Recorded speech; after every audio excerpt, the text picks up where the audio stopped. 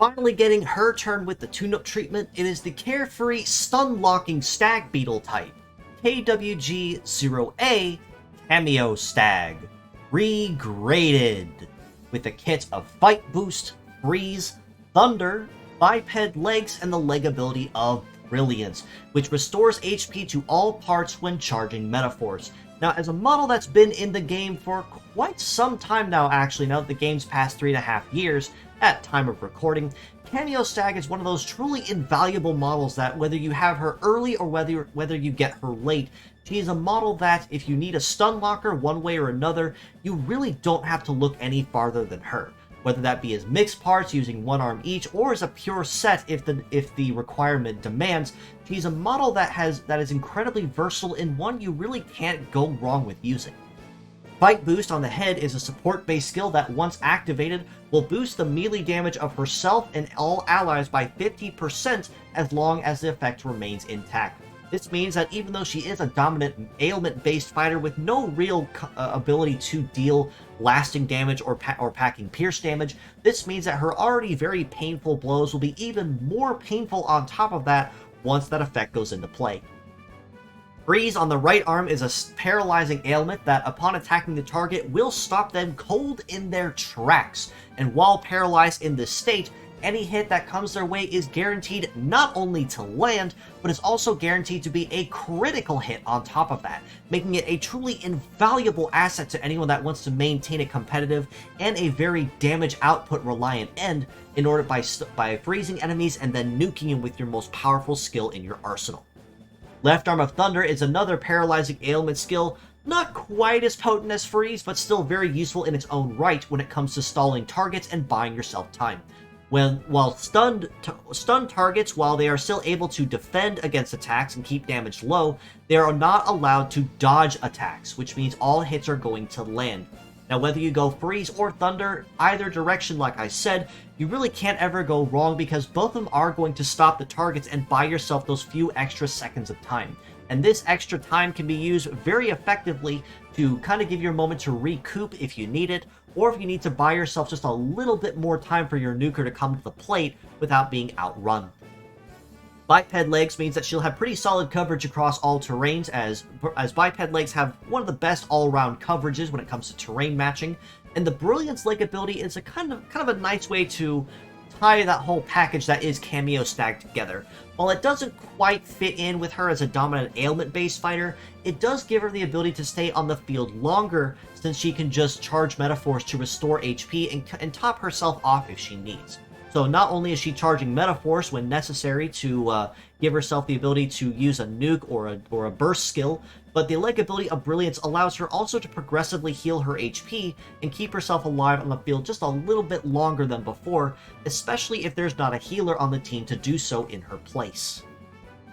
Now, when it comes to her tune-up treatments, basically what Cameo Stag does is take what she's already good at and makes it just a little bit better with just some minor fine-tunes in places. Her head skill has the opportunity to earn a plus 200 to armor, a plus 100 to cool, and her fight boost gets a plus 80% to success and power once activated. Now, this means that it's already going to be an immensely powerful skill right from start with that 50% bonus, but with an extra 80% or even that on top of it, it's going to be a very potent skill for anyone that is using or maining primarily melee-based damage on the team. Or if it's no shooting allowed, this is a truly invaluable skill you can make use of across the board, and as such, that is most certainly the bonus you want to shoot for. Now, after that, plus 100 to cool can actually be pretty noticeable depending on the situation, but you could honestly choose that or armor and really not go wrong either way depending on how you want to build her. Her right arm of Freeze has an access to plus 200 to power, plus 100 to heat cool, and also Symptom Plus gets extended duration. Now, this honestly goes without saying, extended duration is the big bonus you want to shoot for, and the same can be said with the left arm as well, even though that one gets a bonus to success instead of power. Now, because of this, that means that the already pretty solid ailment is going to last even longer, or essentially one extra tick, I believe, according to the math, which means, again, it'll be very solid at buying you that extra time you need to recoup or plan a strategy and regroup so that the enemy doesn't overwhelm you. After that extended duration, you can honestly go for power or heat and cool. You really can't go wrong either direction, much like it is with the head part, because it's not going to be a super noticeable change, but the extra power or the extra heat cool will be pretty nice to have, depending on which way you go.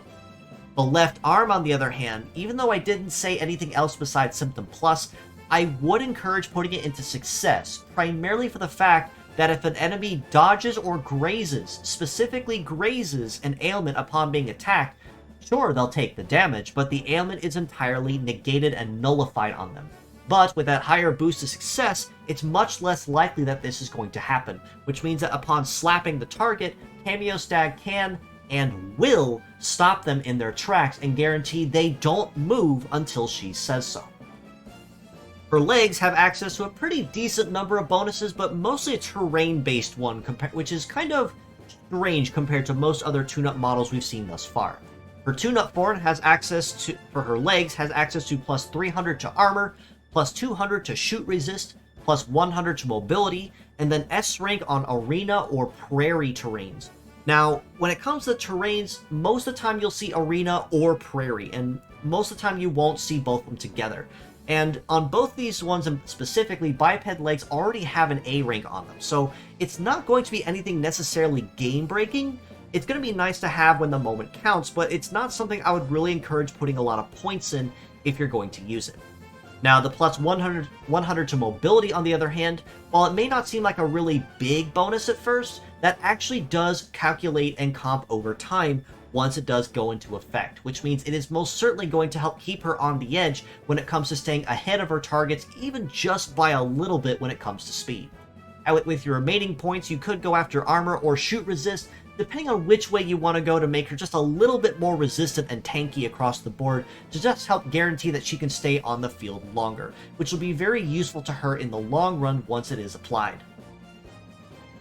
All this being said, though, comparing her old and her old mixed and pure set parts scores, for a pure set, I originally had her at a 6.5 and mixed at an 8 out of 10, primarily for the fact that at the time that she first came out, Stat Cleanse was absurdly broken in negating ailments across the board. But since it was now nerfed and doesn't last nearly as long, her overall viability actually does improve just a little bit even before tune-up. And as mixed parts, using either arm, you really can't go wrong with either if you want to stun or if you want to freeze. And biped legs, you generally can't go wrong with either because hers are one of the generally better ones when it comes to general stats.